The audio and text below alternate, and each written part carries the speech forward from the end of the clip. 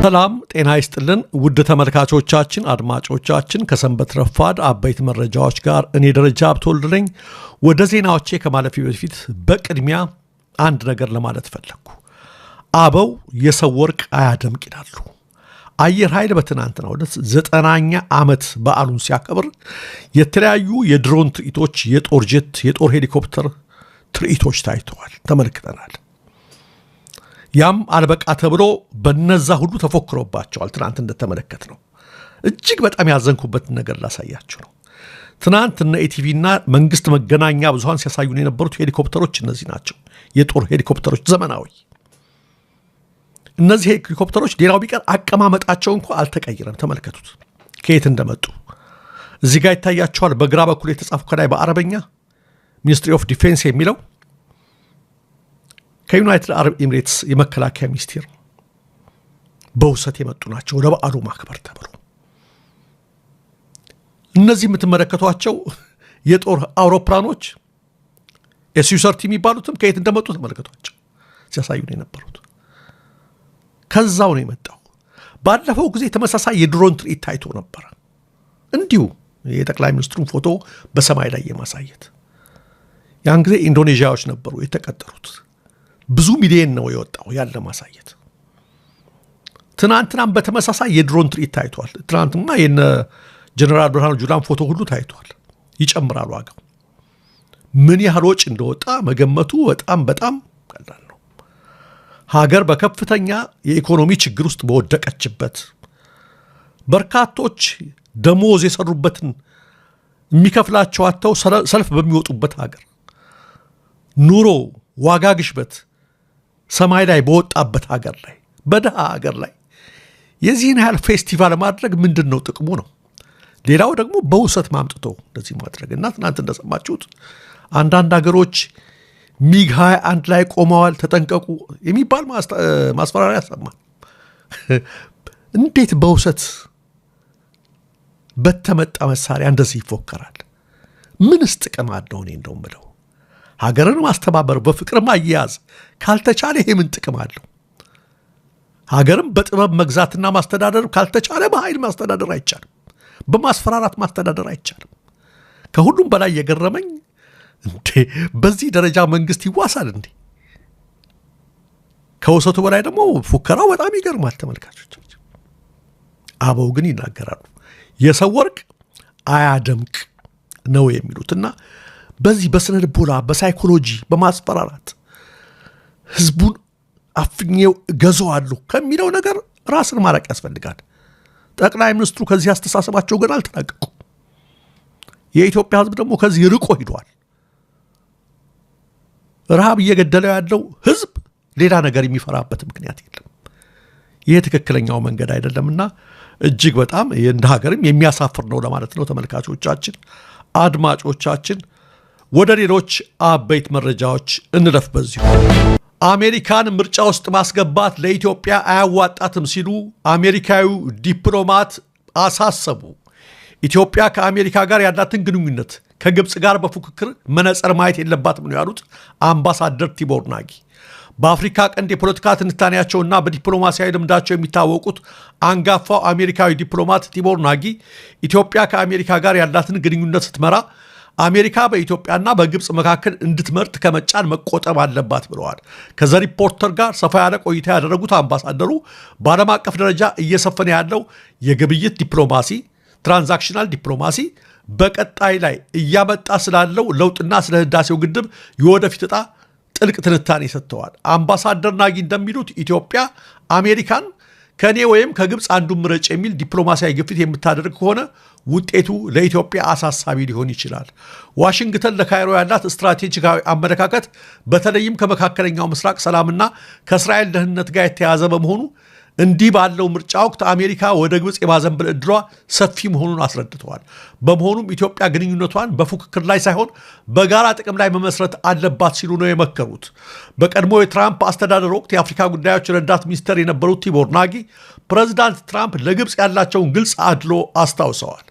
ፕሬዚዳንት ትራምፕ ወደ ስልጣን ሲመለሱ የካይሮን ጥቅም የማስቀደም ዝንባሌያቸው ይበልጥ ሊጎዳ ይችላል ያሉት አምባሳደሩ ይህ ሁኔታ በህዳሴው ግድብ ድርድር ላይ የኢትዮጵያን ብሔራዊ ጥቅም አደጋ ላይ እንዳይጥል ስጋታቸውንም ገልጸዋል። በተለይ ኢትዮጵያ በድርድሩ ወቅት በነበራት ጽኑ አቋም ምክንያት የተወሰኑ እርዳታዎች ተቋርጠው እንደነበር በማስታወስም ወደፊትም እንዲህ ያሉ የዲፕሎማሲያዊ ጫናዎች ሊኖሩ እንደሚችሉ ጠቁመዋል። በአሁኑ ወቅት በቀጠናው አዳዲስ ክስተቶች እየታዩ መሆኑንም አምባሳደሩ ገልጸዋል። ከእነዚህም መካከል የኤርትራው ፕሬዝዳንት ኢሳያስ አፈወርቄ ከዋሽንግተን ጋር ያላቸውን ግንኙነት ለማደስ ፍላጎት ማሳየታቸው አንዱ ነው ብለዋል። የእስራኤል ሚና በእስራኤልና በቀይ ባህር ዙሪያ ባሉ ስትራቴጂካዊ ፍላጎቶችና በቀጠናው ፖለቲካ ላይ ያላት ተጽዕኖም ሌላው ምክንያት እንደሆነ ጠቁመዋል። ኢትዮጵያ በዚህ ውስብስብ የቀጠናው ፖለቲካ ውስጥ ጥቅሟን ለማስጠበቅ ብልህና ሚዛናዊ የዲፕሎማሲ ጉዞ ማድረግ አለባት ያሉት ቲቦር ናጊ በተለይ ከአሜሪካ ጋር ያለውን ግንኙነት ከግድቡ ጉዳይ ባሻገር በሌሎች የጸጥታና ኢኮኖሚ ዘርፎች ላይ በማጠናከር በዋሽንግተን ያሉ ተጽዕኖ ፈጣሪ ተቋማትን ማቅረብ እንደሚገባ መክረዋል። በተረፈ አሜሪካ ከግብፅ ጋር እኩል ልታየኝ ይገባል የሚል ፉክክር ውስጥ ከገባች ክፉኛ እንደምትጎዳ አስጠንቅቀዋል። ተመልካቾቻችን፣ አድማጮቻችን የአምባሳደር ቲቦር ናጊ ንግግር ግልጽ ነው። ግድቡን እርሱት። በሌላ ነገር ግንኙነታችሁን ብታጠናክሩ ነው የሚበጃችሁ። በግድቡ ላይ ጠንከር ያለ አቋም ከያዛችሁ ትጎዳላችሁ። እንደ ግብፅ አያዋችሁም ትራምፕ ብለው ከወዲሁ በተለያየ አቅጣጫ ነው የሚመጡት። አየህ፣ ትራምፕ እዛ ይናገራሉ፣ አምባሳደሩ እዚህ መጥተው ኢትዮጵያ ውስጥ ኢንተርቪው ይሰጣሉ። ሀሳባቸውን ለማድረግ ማስፈራሪያ እየለቀቁ ነው። በቃ ከግብፅ ጋር እኩል አታያቸው። ከአሁን በፊት በያዛችሁት አቋም ብዙ እርዳታ ተቋርጦባቸዋል። አሁን አሜሪካ አታደራድርም ብትሉ ብዙ እርዳታ ይቀርባቸዋል አሉ። ስለዚህ ግድቡን እርሱት፣ የተበላ ቁምን፣ በሌላ ነገር ጋር ዲፕሎማሲያዊ ግንኙነታችሁን አጠናክሮ የሚል ማስፈራሪያ ጭምር ነው ያስተላልፉት። ወደ ሌላው አበይት መረጃ ስናልፍ የሱዳን ጦር የኢትዮጵያን ድንበር ተሻግሮ በብሉ ናይል ክልል ባለው የአርኤስኤፍ የጦር ካምፕ ላይ በፈጸመው ጥቃት በርካታ ወታደራዊ ተሽከርካሪዎች መውደማቸው ተገለጸ። የሱዳን ጦር ኃይሎች እንዳስታወቁት በኢትዮጵያ አጎራባች ክልል በሆነው ሰማያዊ አባይ ሴክተር በተባለው ክልል ለ72 ሰዓታት ባደረጉት ወታደራዊ ዘመቻ በርካታ የፈጥኖ ደራሽ ኃይሎች ተሽከርካሪዎችን ማውደማቸውን አስታውቀዋል። ይህን ተከትሎ ውጊያው እስካሁን ድረስ ተባብሶ መቀጠሉ ነው የተመለከተው። አንዳንድ መገናኛ ብዙሃን ለፈጥኖ ደራሽ ኃይሉ ሽፋንና እገዛ ለመስጠት የተንቀሳቀሰ የኢትዮጵያ ድሮን በሱዳን ጦር ተመቶ እንደወደቀም እየዘገቡ ናቸው። ይሁንና ከኢትዮጵያ መንግስት በኩል ጉዳዩ ዙሪያ የተሰጠ ምንም አይነት መግለጫም ሆነ ማረጋገጫ የለም። በጀነራል አብዱልፈታህ አልቡርሃን የሚመራው የሱዳን መንግስት ከጥቂት ሳምንታት በፊት ኢትዮጵያ ለፈጥኖ ደራሽ ኃይሎች በግዛቷ የጦር ማሰልጠኛ ካምፕ መፍቀዷን በማውገዝ የአዲስ አበባው መንግስት ከዚህ ድርጊቱ ካልታቀበ ድንበር ተሻግረንም ቢሆን እርምጃ እንወስዳለን ብሎ ማስጠንቀቁ አይዘነጋም። በሱዳን ጦር በኩል በሰሞኑ ውጊያ በርካታ የፈጥኖ ደራሽ ኃይሎች ተሽከርካሪዎች እንደወደሙ ሲገለጽ፣ የፈጥኖ ደራሽ እዝ አዛዥ የሆኑት ጀነራል በሰጡት መግለጫ ግን 4 ወታደራዊ ተሽከርካሪዎች ብቻ እንደወደሙባቸው ነው ያመኑት። ከወታደራዊ ተሽከርካሪዎቹ ባሻገር በደርዘን የሚቆጠሩ የአርኤስኤፍ ተዋጊዎች በጥቃቱ መገደላቸውን የአካባቢው መገናኛ ብዙሃን አረጋግጠዋል። እንደ ሳፍ ዘገባ የሱዳን ጦር በኢትዮጵያ ብሉ ናይል በኮርዶፋንና በዳርፉር በፈጸማቸው ጥቃቶች አጠቃላይ የወደሙት የፈጥኖ ደራሽ ኃይሉ ተሽከርካሪዎች ከ100 በላይ ይሆናሉ። የፈጥኖ ደራሽ ኃይሎቹ ከኢትዮጵያ ተነስተው በሱዳን ብሉ ናይል ክልል ኩርሙክና ጌሳን ከተሞች ላይ ያቀዱትን ጥቃት ለመመከት ዝግጅታችንን ጨርሰናል በማለት ከቀናት በፊት ያስታወቀው የሱዳን መንግስት ለአማጽያኑ የጦር መሳሪያዎችን ከማቀበል አንስቶ የተለያዩ ድጋፎችን በማድረግ ኢትዮጵያን በተደጋጋሚ ሲከስ ቆይተዋል። አሁን በሕክምና ላይ ነው ያለሁት፣ ደህና ነኝ፣ እግዚአብሔር ይመስገን ሲሉ አቡነ ማትያስ መልእክት አስተላለፉ። በገናም ሆነ በጥምቀት በዓላት ያልታዩት ብፁዕ ቅዱስ አቡነ ማትያስ ቀዳማዊ ፓትርያርክ ርዕሰ ሊቃነ ጳጳሳት ዘኢትዮጵያ ሊቀ ጳጳስ ዘአክሱም ወዕጨጌ ዘመንበረ ተክለ ሃይማኖት ያለፉት በዓላት በተሳካ ሁኔታ እንዲጠናቀቁ አስተዋጽኦ ለነበራቸው ሁሉ ምስጋናቸውን አቅርበዋል። ቅዱስነታቸው በዚሁ መልእክታቸው በሸገር ሀገረ ስብከት በኮየ ፈጨ ክፍለ ከተማ በፋንታ መድኃኔዓለም ደብር የከተራ በዓል ዕለት ሕይወታቸውን ላጡ ኦርቶዶክሳውያንም ሐዘናቸውን ገልጸዋል። አቡነ ማትያስ ቀዳማዊ በክብረ በዓላቱ ያልተገኙት ባጋጠማቸው የጤና ችግር ምክንያት መሆኑን ጠቁመው አሁን በመልካም ጤንነት ላይ እንደሚገኙ ገልጸዋል።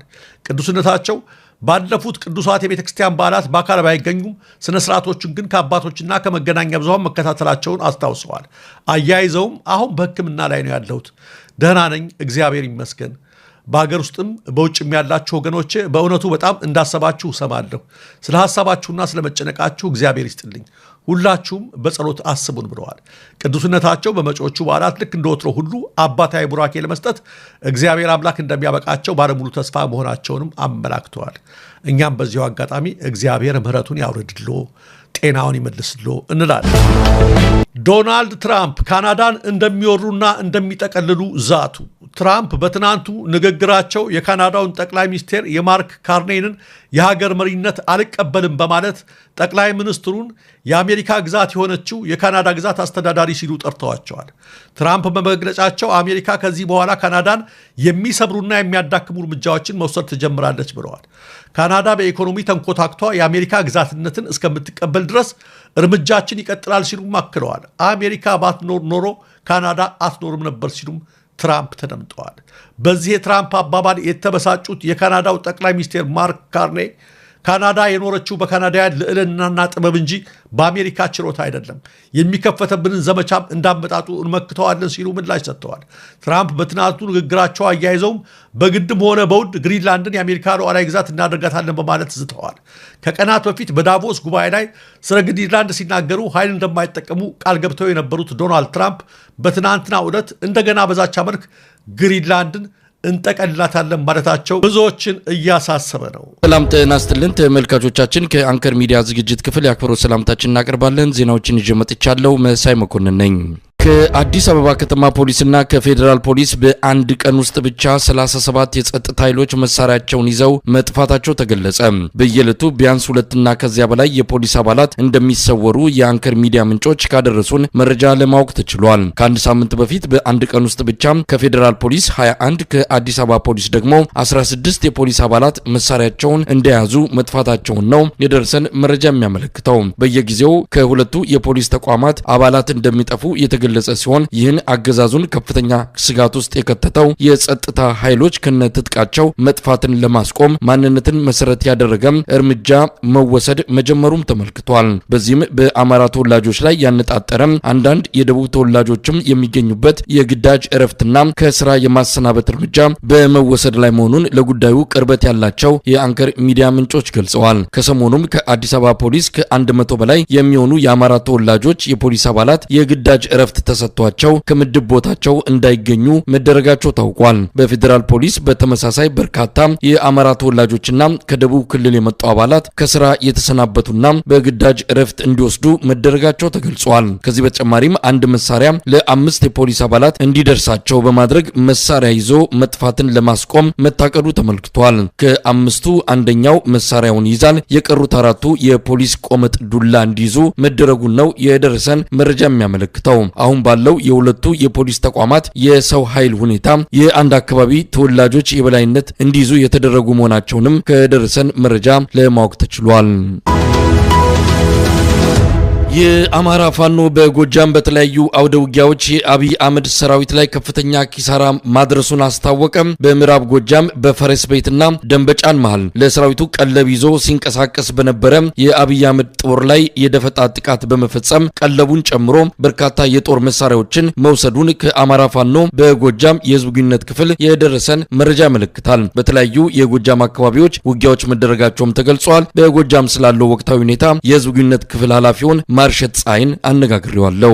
ዛሬ ጎጃም ውስጥ 2 ቦታ ላይ ከፍተኛ የማጥቃት እንቅስቃሴ አድርገናል። የመጀመሪያው ፈረስ ቤትና ደንበጫ መካከል የአማራ ፋኖ በጎጃም ደጋዳሞች ብርጌድ ባለበት ቀጠና አካባቢ ከፈረስ ቤትና ደንበጫ መካከል ከደንበጫ ተነስቶ ሬሽን ለማቀበል ወደ ፈረስ ቤት ሲጓዝ የነበረ የጠላት ኃይል በደፈጣ ጥቃት ከጠዋት 1 ሰዓት አካባቢ ከፍተኛ ጥቃት ደርሶበት ነበረ።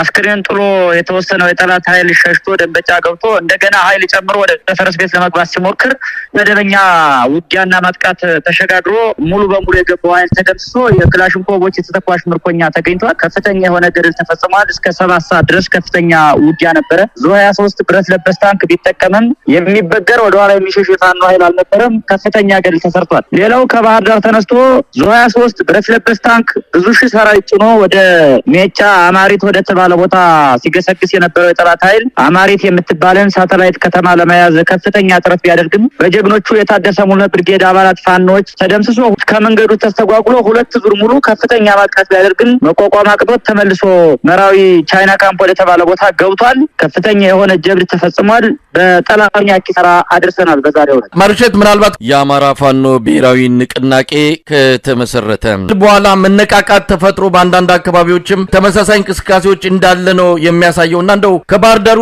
ውጊያ ከባህር ዳሩ ኦፕሬሽን በኋላ ያለው ሁኔታ ምን ይመስላል? በአጠቃላይ የባህር ዳሩን ኦፕሬሽን በትንሽ ፋኖች ለሙከራ ያደረግነው ግን ታርጌት ያደረግነው ኦፕሬሽን ነበረ። በጣም የተሳካ ኦፕሬሽን የሰራ ነው። ከዚያ በኋላ ግን በሁሉም የጎጃም ብቻ ሳይሆን የአማራ ክልል አካባቢዎች የሚንቀሳቀሱ ፋኖች ከፍተኛ ወኔ ተሰምቷቸዋል። የሞራል መነካካት መጥቶላቸው ከፍተኛ ማጥቃት እንዲገቡ ምክንያት ሆኗል። የባህር ዳር ኦፕሬሽናችን በየአቅጣጫው ይቀጥላል። መሳሪያ መቀበላችን ይቀጥላል። ዛሬም ድረስ አሁን ዛንተ እስከማወራ ባሉ ደቂቃዎች ድረስ ከበርካታ ብርጌዶች ፋኖች እየደወሉ የራሳቸውን ከተማ የሚቆጣጠሩበትን ቀን እያሰሉ ሁኔታዎችን እየገመገምን ነበር። በዚህ አጋጣሚ ዳንግላ፣ አዲስ ቅዳም፣ ሰከላ፣ ፈረስ ቤት፣ ቋሪት፣ ጎንጅ ቆለላ፣ ሰዴ፣ ረቡ ገበያ፣ ሉማሜ፣ አምበር፣ አማኑኤል ሌሎች ከተሞችም ነፃ ናቸው። በአሁኑ ሰዓት ከተሞችም ነፃ እያደረግን ነውና ከፍተኛ ማጥቃት ውስጥ ነው ያለነው። ፋኖም በእጅጉ በከፍተኛ ሁኔታ እየተነቃቃ ነው ያለው። አሁን የህዝቡ ሁኔታ እንዴት ይገለጻል? እንግዲህ የተሰጠውን ትዕዛዝም በማክበር ነው። ለምሳሌ በባህር ዳር ያለውን ሁኔታ ማስታወስ ይቻላል። ሌሎች አካባቢዎችም ህዝቡ ከፋኖ እኩል ዋጋ እየከፈለን ያለውና የህዝቡን ስሜት አጠቃላይ ሁኔታ በምን መግለጽ ይቻላል? ህዝቡ ፋኖ ነው፣ ፋኖም ህዝቡ ነው። አንድ ነው። ተነጣጥሮ የሚታይ አይደለም። አሁን ህዝብና ፋኖ የሚባል የለም። አንድ ነው። ሁሉ ድንጋይ የያዘው ድንጋይ፣ ጥይት የያዘው ጥይት፣ ሬሽን ያለው ሬሽን፣ ብስኩት ያለው ብስኩት ነው የሚሰጠው። ህይወት ያለው ህይወቱን ነው የሚሰጠው። ሁሉም ተመሳሳይ አይነት አካሄድ ነው እየሄደ ያለው እና አንድ ሀሳብ ያለው በአንድ ትዕዛዝ የሚመራ አንድ ህዝብ ሆኗል። አሁን በዚህ ደረጃ ነው ያለው። ሌላው ቀርቶ መንገድ ዝጉ ብለን መልእክት በተናገርን በአንዳንዱ እንቅስቃሴያችን የሚሰጠው ዋጋና ክትትል ከምን ጊዜውም በላይ አስገራሚ ነው። ማርሸል፣ ሌላው የሚነሳል በከፍተኛ መኮንን ደረጃ የተገደሉ የአገዛዙ ሰራዊት አመራሮች እንዳሉ ይነገራል። እንደው ከዛ አንጻር በኪሳራ ደረጃ እስካሁን የተጠናቀረ መረጃ አላችሁ? በሰሞኑ ኦፕሬሽን ብቻ 4 ኮሎኔሎችን እርምጃ ወስደናል። 4 ኮሎኔሎች ላይ ባህር ዳር ከተማ እስካሁን በስም ያልተገለጸ ብልጽግናም የክብር አቀባበል ያደርግለት እየተዘጋጀ ያለ አንድ ብርጋዴር ጀነራል ላይ እርምጃ ወስደናል። ፓትሮል ላይ የነበረ በ3 ፓትሮል ታጅቦ ሲሄድ የነበረ ብርጋዴር ጀነራል እርምጃ ተወስዶበታል። 4 ኮሎኔል እና አንድ ብርጋዴር ጀነራል ላይ በአንድ ሳምንት ብቻ እርምጃ ወስደናል። ይሄ ትልቅ ድል ነው። ትልቅ እንቅስቃሴ ነው። ሰራዊቱን በሚገባ አስተጓጉለናል። ህዝብን ያሳተፈ ውጊያ የምናደርግ ተዋጊዎች ነን። የህዝብ ኃይል አመራር ነን። ህዝብን ኃይል አድርገን የምንንቀሳቀስ የነጻነት ተዋጊዎች ነን። የውጊያ ስልታችንም ጠላትን በየአቅጣጫው በሽምቅና በደፈጣ በማጥቃት ማዳከም፣ ጠላት የያዘውን መሳሪያ መቀማት ነው። በሚገባ የሰው ኃይል ኪሳራ እያደረሰበት ነው። እየናርነው ነው። እየበተንነው ነው። መሳሪያውንም እየተቀበልነው፣ ተተኳሹን እየተቀበልነው ነው። የወልቃይት ጉዳይ የኢትዮጵያ የፖለቲካ ትኩሳት ሆኖ ዳግም ብቅ ብለዋል። የአብይ አህመድ አገዛዝ ፖለቲካዊ ስሌት ቀምሮ የወልቃይትን ካርድ ከሰሞኑ መዞታል። ባለፈው ሳምንት የወጣው የአሜሪካኑ ኢንተለጀንስ ኮሚኒቲ መግለጫና የህወሓት ሰራዊት ያልተለመደ የጦር ልምምድና ዝግጅት የአካባቢ በየትኛውም ሰዓት ወደ ለየለት ጦርነት ሊገባ ይችላል የሚለውን ግምት የሚያጠናክረው ሆኗል። የአማራ ህዝብ ትግል የስበት ማዕከል የሆነው የወልቃይት ራያ ጉዳይ ከአካባቢው ባሻገር ሀገራዊና ቀጠናዊ ቀውስ ሊፈጥር እንደሚችልም ይነገራል። የአብይ አህመድ አገዛዝ በአማራና በትግራይ ህዝብ መሃል እሳት በመጫር መሃል ኢትዮጵያ አዲስ አበባ ላይ ያለ ተቀናቃኝ በስልጣን ላይ ተደላድሎ ለረጅም ዓመታት ለመቆየት ከሚል ፍጹም አደገኛ የፖለቲካ ስሌት ቀምሮ ሙሉ በሙሉ ሊገባ በዋዜማ ላይ የሚገኝበት የወልቃይት ጉዳይ እንደ አሜሪካኑ የኢንተለጀንስ ኮሚኒቲ ስጋት ከሆነ የእርስ በርስ ጦርነት ሊያፈነዳ የሚችል ነው። የኢንተለጀንስ ኮሚኒቲው ስጋት ከባዶ የሚነሳ አይደለም። መሬት ላይ የሚታዩ ሁኔታዎችንና እንቅስቃሴዎችን መነሻ ያደረገ ስጋት መሆኑ በግልጽ መረዳት የሚቻል ነው። ባለፈው ሰሞን የመከላከያ ሚኒስትሩ አብርሃም በላይ የተናገረውና ከወልቃይት ታጣቂዎች እንዲወጡ ይደረጋል በሚል የተንጸባረቀው የመንግስት አቋም ለወልቃይት ተወላጆች፣ ለአማራ ህዝብና በአጠቃላይ ፍትሐዊነትን ለሚጠይቁ ወገኖች በሙሉ የዱብዳ ያህል የሚወሰድ ነው። አብይ አህመድ ከትግራይ ተወካዮች ጋር ባለፈው ሳምንት መጨረሻ በነበረው ውይይት ላይ ይህንኑ የመንግስት አቋም በማረጋገጥ ገልጿል። ዛሬ በደረሰን በደረሰን መረጃ በዳንሻ በሶሮቃ በአዲረመጽና በሌሎች የወልቃይት አካባቢዎች ከወትሮ የተለየ ወታደራዊ እንቅስቃሴ እየታየ ነው። የህወሓት ወታደራዊ ዝግጅትና የአብይ አህመድ ለቀጠናው ያዘጋጀው የመፍትሄ እርምጃ የወልቃይት ጉዳይ የመጪው የኢትዮጵያ ፖለቲካ የትርምስ መድረክ ሆኖ ብቅ እንዲል ያደርገዋል። ለመሆኑ በዚህ አካባቢ አሁን ላይ ምን እየተደረገ ነው? የአብይ አህመድ አገዛዝ በአካባቢው ተጨማሪ ወታደሮችን እያሰፈረ መሆኑ ምን ያመለክታል? ከዚህስ በኋላ ምን ሊከሰት ይችላል? የሚሉ ጥያቄዎችን አንስተን ከወልቃይት ጠገዴ ጠለምት የልሳነ ግፉዓን ድርጅት የህዝብ ግንኙነት ተጠሪ አቶ ቻላቸው አባይ ጋር ቆይታ አድርገናል። መልካም ጊዜ። በጣም አመሰግናለሁ አቶ ቻላቸው አባይ የወልቃይት ጠገዴ ጠለምት ልሳነ ግፉዓን የህዝብ ግንኙነት ተጠሪ። አዳዲስ ነገሮች እየሰማን ነው። ወልቃይት አካባቢ ምን እየሆነ ነው ያለው? አዎ ወልቃይት አካባቢ እንግዲህ ባለፈው የመከላከያ ሚኒስተሩ አቶ አብርሃም በላይ እንዳሉትና ጠቅላይ ሚኒስትር አብይ አህመድ የትግራይ ተወላጆችን ሰብስበው እንደተናገሩት ተፈናቃዮችን ለመመለስ ቃል ከገቡ በኋላ ያንን ተግባራዊ ማድረግ እዛ አካባቢ ያለው ሰላም ወዳድ የወልቃይት ጠገዴ ጠለምትን ትጥቅ ለማስፈታት የትግራይ ወራሪ ኃይሎችን እዛ አካባቢ አምጥቶ ለማስቀመጥ ከትናንትና ጀምሮ በየቀኑ አውሮፕላኖች እየጫኑ ወታደር እያመላለሱ አካባቢው የጦር ቀጠና ያደረጉት በተጨባጭ ልናረጋግጥ ችለናል። እዛ ያለው ህዝባችን ባገኘው የመገናኛ ብዙሃን ተጠቅሞ እንደዚህ እየተሆነ ነው። ወታደር እየተመላለሰ ነው። አውሮፕላኖች በየጊዜው ሲመላለሱ እያየን ነው። ምንድነው የተፈጠረ ነገር? ዓለም ይወቅልን፣ ችግራችን አሰሙን እያሉ ነው ያለው ሁኔታ ይሄ ነው። አሁን እየተደረገ ያለው ምንድነው? የመከላከያ ሰራዊቱ በጎንደር በጎጃም በሸዋና በወሎ ያለው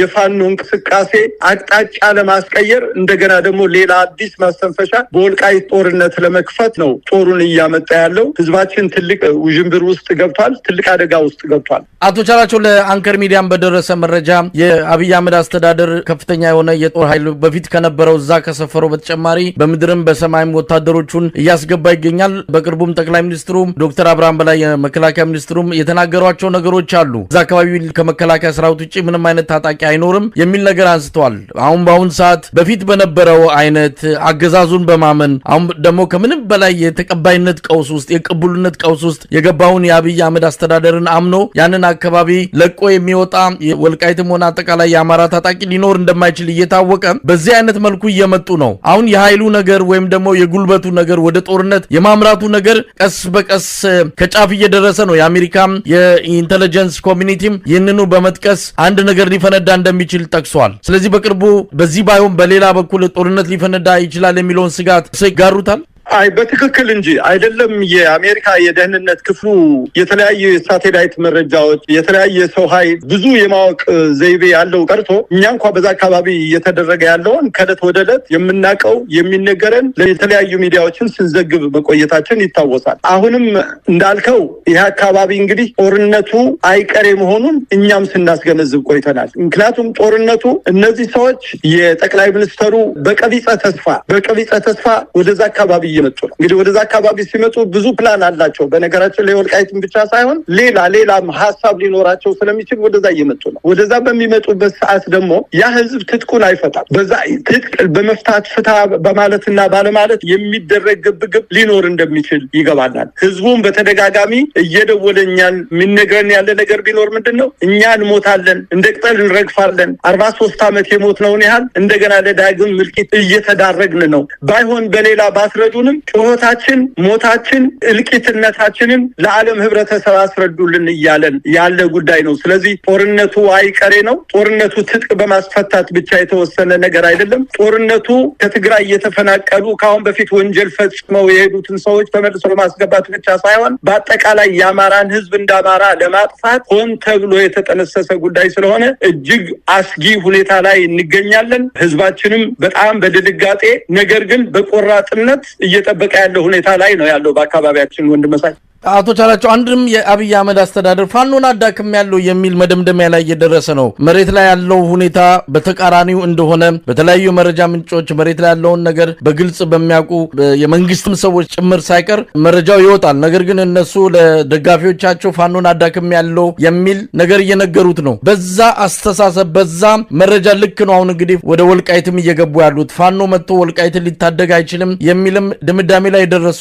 ይመስላል። ከዚህ አንጻር ነው ነገሮችን እንዲቀጣጠል እያደረጉ ያሉት ምንድነው? መሬት ላይ ያለው ሀቅ ግን? አዎ እንግዲህ ይኸውልህ ወንድም መሳይ ፋኖን አዳከምነው ማለት እኔ ምን ማለት እንደተፈለገ አላውቅም። ፋኖን አዳከምነው እንግዲህ በአፍ አዳክመውት ሊሆኑ ይችላሉ። በተግባር ግን ከቀን ወደ ቀን እያሰለጠኑ የሚያመጡት ወታደር ጎጃም ውስጥ አጥልቅልቆ ያለ ህዝቡን አምጥቶ መሳሪያ እያስታጠቀ ያለ በኢትዮጵያ መንግስት ሰለጠኑ የሚባሉት የለብለብ ስልጠና ተሰጥቷቸው የሚመጡ ሰዎች ፋኖን አዳክመነዋል ሳይሆን ገልብጠን ማየት ነው የሚገባን መሰረት ፋኖን አጠናክረነዋል ነው። ትጥቅ ለማስፈታት የመጣ ትልልቅ መሳሪያዎችን ለፋኖ አሳጥቆ እየሄደ ያለበት ሰዓት ነው። በአሁኑ ሰዓት ጦሩ አይደለም አማራው ፋኖ ሆን ተብሎ የተነሳ ቀርቶ ዛሬ በደቡብ፣ በምስራቅ፣ በሶማሌ፣ በመሃል አዲስ አበባ ራሱ ከቤተ መንግስት ጀምሮ ከቀን ወደ ቀን ሰራዊቱ ሌሊት ሁሉ ሲከዳ የሚያድረው ወደ ፋኖ ነው። ስለዚህ በአሁኑ ሰዓት ፋኖ የተዳከመበት ሳይሆን ፋኖ የተጠናከረበት፣ ፋኖ እየጠፋ ሳይሆን ፋኖ ወደ ቤተ መንግስት እየቀረበ፣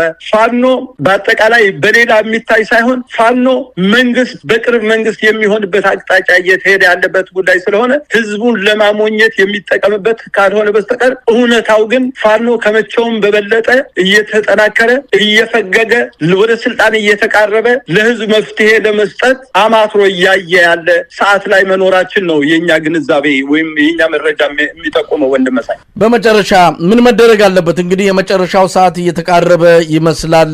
የህወሓትም ቡድን ጦሩን እያዘጋጀ ነው። አብይ አህመድም ያበጠው ይፈንዳ ብሎ ሊገባበት ነው። ብዙ ስጋት ያለበት አካባቢ ነው። ምን መደረግ አለበት? በዚህ ወቅት ላይ ከማን ምን ይጠበቃል? መደረግ ያለበት ግልጽና ግልጽ ነው። በአሁኑ ሰዓት በወታደሩ ውስጥ ያሉት የአማራ ተወላጆች ይህንን ነገር አውቀው የፕሬዝደንቶች ሹፌሮች ሳይቀሩ እጃቸውን እየሰጡ በጠቅላይ ሚኒስትሩ ዙሪያ ያሉ ሰዎች የተለየ ልዩ ቦኔት ያላቸው ሰዎች እየመጡ ለፋኖ እጃቸውን እየሰጡ ያሉበት ሰዓት ነው። በአሁኑ ሰዓት ምንም ጥርጥር የለው ይሄ ስርዓት አብቅቶለታል። ትናንትና በኢትዮጵያ ሲምል ሲገዝት የነበረ ኢትዮጵያን እንደ ሀገር የሚያጠፋ ህዝቦቿን፣ ቤተ እምነቶቿን የሚደመስስ ስርዓት ተከስቷል። ህዝቡ ላይቀሬው ነጻነት በጋራ መቆም ነው ያለበት።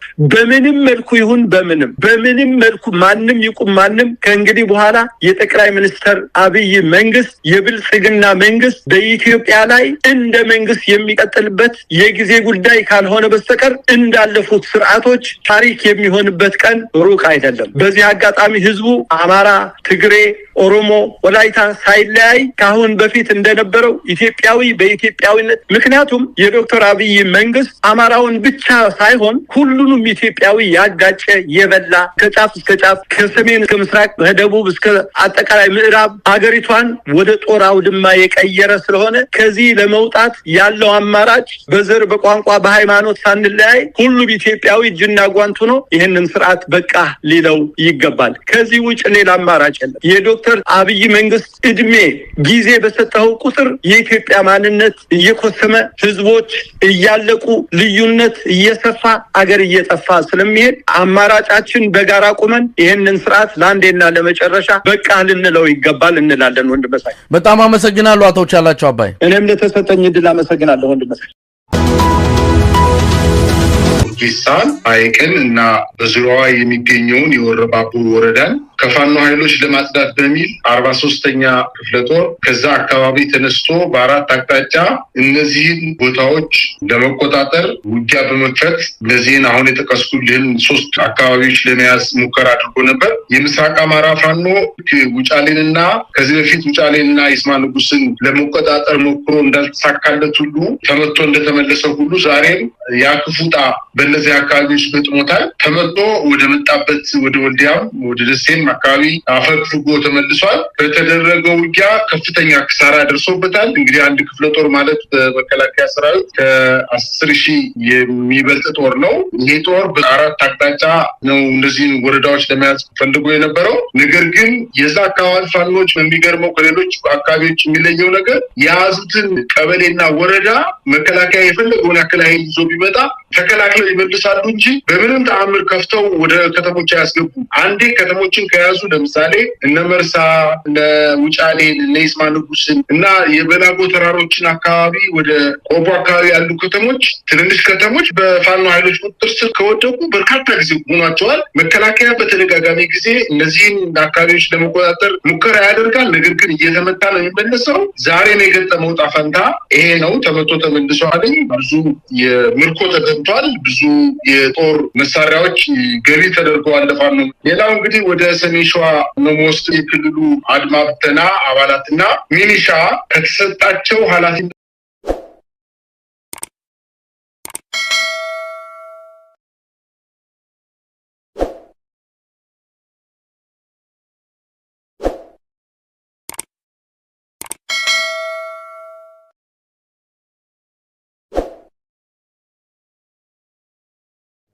አሰላሙ አለይኩም ወራህመቱላሂ ወበረካቱ። ሰላም ጤና ይስጥልኝ። የተወደዳችሁ የተከበራችሁ የቻናሌ ቤተሰቦች እንዴት ናችሁ? ሰላም ናችሁ ወይ? ሰላማችሁ ብዝት ተረፍ ይበልልኝ ቤተሰቦቼ። እንዲሁም ውድ ኢትዮጵያውያን፣ ውድ ኤርትራውያን በየዓለም ዳርቻ ያላችሁ ሰላማችሁ ይብዛልኝ። ሰላም ፍቅር ለእምዬ ኢትዮጵያ ዘላለም ትኑርልን ለዘላለም ማለት ነው።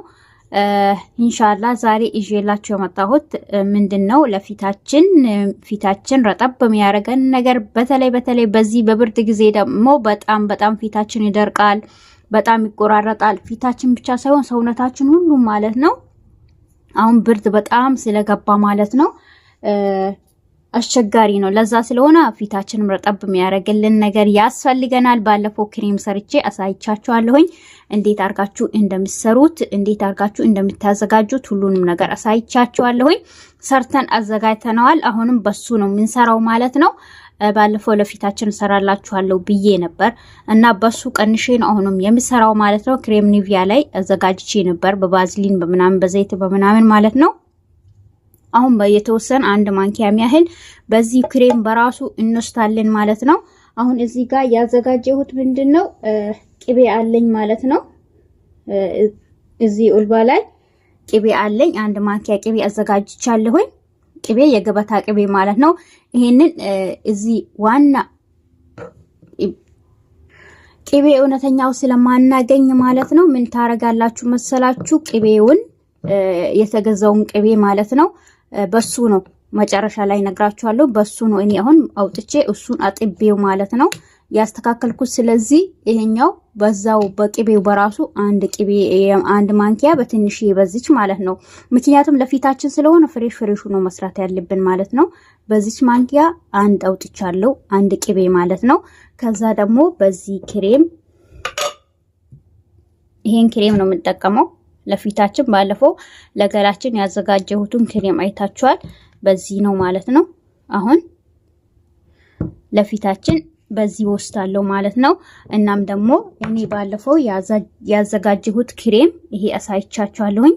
አብረን ያዘጋጀ ነው ማለት ነው። ይሄንን ክሬም በዚህ ደግሞ አንድ ማንኪያ ወስታለሁ። ምክንያቱም አታብዙ፣ ወዳው ስሩ ማለት ነው ለፊታችሁ ሲሆን። ይሄው አንድ ማንኪያ ቅቤ፣ አንድ ማንኪያ ደግሞ ክሬም በዚህኛው ወስጃለሁ። ክሬሙ ራሱ አያችሁት ወዙ ራሱ ደስ ሲል እና አብረን ያዘጋጀ ነው ማለት ነው። ቪዲዮን ላይክ አርጉት ቤተሰብ።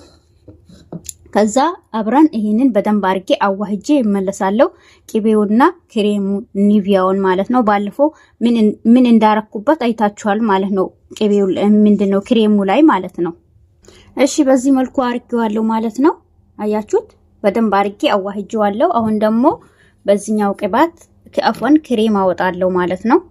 በዚህኛው ክሬም አንድ ማንኪያ ያህል አወጣበታለሁ። አፎን እጄ እንትን ስለያስኳል ስላልተመቸኝ ነው። አንድ ማንኪያ ያህል አውጥቻለሁ ማለት ነው። ማንኪያ ሲላችሁ ትልቁን ሳይሆን ትንሹን። ከዛ አዋህዱት፣ በደንብ አዋህዳችሁ እንትን አርጉት ማለት ነው። እመለሳለሁኝ። እሺ በዚህ መልኩ አርጌው መጥቻለሁኝ። አሁን ምንድነው የሚያስፈልገን? ዘይቱን ትንጥዬ ዘይቱን ማለት ነው። ትንጥ ነው። ትንጥዬ ዘይቱን አደርጋለሁኝ። ከዛ ጆንሰን የህፃናቶቹ ቅባት ማለት ነው ትንጥዬ አረጋለሁ። 2 ንቁጣ ያህል አፎን ቪዲዮ የህፃናቶቹን ቅባት አርጋለሁኝ። ቪታሚን ኢ ምክንያቱም ብዙ ማድረግ የለብኝም። እዛ ላይ ደግሞ ክሬሙ ላይ ሁሉም ነገር ባለፈው ስላዘጋጀን ማለት ነው። ከዛ ምንድነው ማረጋው? እዚህ ጋር ዘይት አለኝ ማለት ነው። በዚች አርጌ ነው ማስቀምጠው። ይሄ ዘይት የእንትን ነው የተልባ ዘይት ነው ማለት ነው። ትንጥዬ የተልባ ሳይሆን አፎን የአብሽ ዘይት ማለት ነው። በዚች አርጌ ፊቴን ልቀባ በዚች አርጌ ነው ማስቀምጠው። እንደዚህ አርጌ በልኬ ስለሆነች ማለት ነው። ሳይበላሽ እኔ በብዙ በትልቁ ሰርቼ በዚች ቀንሳለሁ ማለት ነው። እቺ አሁን በትንጥንጡ ለፊታችን በጣም አሪፍ ነች ማለት ነው። ከዛ በዚች ቅባት እናረጋለን። እኔ ቅባቱን የተልባ ቅባት እንደዚህ ሰርቼ ነው ማስቀምጠው። በተለይ እንደዚህ በትልቁ ለፀጉር ምናምን ማለት ነው። ከዛ በዚህ እየቀነስኩ ነው ለፊቴ የምወስደው ማለት ነው። እንደዚህ አያችሁት። ባለፈው አሳይቻችኋለሁ የአብሽ ቅባት ማለት ነው። ከዛ አዋህጄ እመለሳለሁኝ። እሺ ጨርሰናል። በዚህ መልኩ አያችሁት ሲያምር ደግሞ እውነቴን ነው የምላችሁ ያረግነው ይሄ ክሬም ነው። ይሄ ክሬም እና ደግሞ ያኛው ባለፈው አብረን ያዘጋጀ ነው። ይሄኛው ደግሞ የምንጠቀመው እቺ ደግሞ ቅባት ነች። አሁን በእንደዚህ አይነት ፋዲ በሆነ በእንደዚህ አይነት ነገር ታረጋላችሁ ማለት ነው። በእንደዚህ አይነት ነገር እንትን ባለው ነገር ክዳን ባለው ነገር ታረጋላችሁ። እኔ አሁን ጨርሼ ነው በዚህኛው ማለት ነው። ብርጭቆ ነገር ካላችሁም ጥሩ ነው። በዚህ እናረጋዋለን ማለት ነው። አርጌው እመለሳለሁ። እስከዛው ቪዲዮን ላይክ አርጉ እና በዚህ መልኩ አርጌ ጨርሼዋለሁ። ያላችሁን ደግሞ ተጠቀሙ። ይሄ ክሬም ባለፈው አብረን ሰርተነዋል። በጣም የሚያምር ክሬም ነው ለሰውነታችን በሙሉ ከፊታችን ጀምረን ማለት ነው። ይሄ ደግሞ ማታ ማታ ስትተኙ ፊታችሁን ማለት ነው የምትቀቡት። እናም ደግሞ ቅቤውን የገበታ ቅቤ ይሄ የሚሸጠው ሱቅ ላይ የሚሸጠውን ቅቤ የተገዛው ላይ እዛ ላይ ገዝታችሁ ጨው ስለሚኖረው ምን ታረጋላችሁ? ቅቤውን አሁን ገጠር ላይ ልክ እናቶች ከወተት ካወጡት በኋላ ምንድነው የሚያደርጉት? ያጥቡት ላይ ይመቱታል በእጃቸው። ከዛ አይ ቅቤው ወተቱ እንዲወጣለት ይመቱታል። ከዛ በውሃ ያጥቡታል ማለት ነው። እንደዚህ በእጃቸው የመቱ ያጥቡታል ማለት ነው። ከዛ ይሄንን እንደዚህ አርጋችሁ ስታጥቡት ምን ይሆናል? የኢትዮጵያ ቅቤ ራሱ ሽታው ራሱ ሁሉ ነገሩ ሄዶ ለጸጉራችሁ። አሁን ጸጉሬን ተቀብቼ ታጥቤ ነው እና አሁን እውነት የሚሸጡላችሁ እውነት መሰላችሁ? ይሄንን ቅቤውን ይገዙና ከዛ ይታጠባል። ከዛ በኋላ ቅቤው ምን ይመስላል? የኢትዮጵያ ቅቤ ራሱን ይመስላል። እሱ ነው ሰው የሚሸጠው። ስለዚህ አሁን ይሄንን ልክ ስታጥቡት እንደዛ ነው ሽታው ራሱ ይሄዳል። ዝም ብላችሁ አምጥታችሁ ያንን ቅቤ ብትቀቡት ሽታው በጣም ነው አያስቀምጡም። በጣም ነው የሚሸተው። እኔ ራሴ ተቀብቼ እቺ አንድ ቀን በጣም ነው ሽታው የሚሸተው።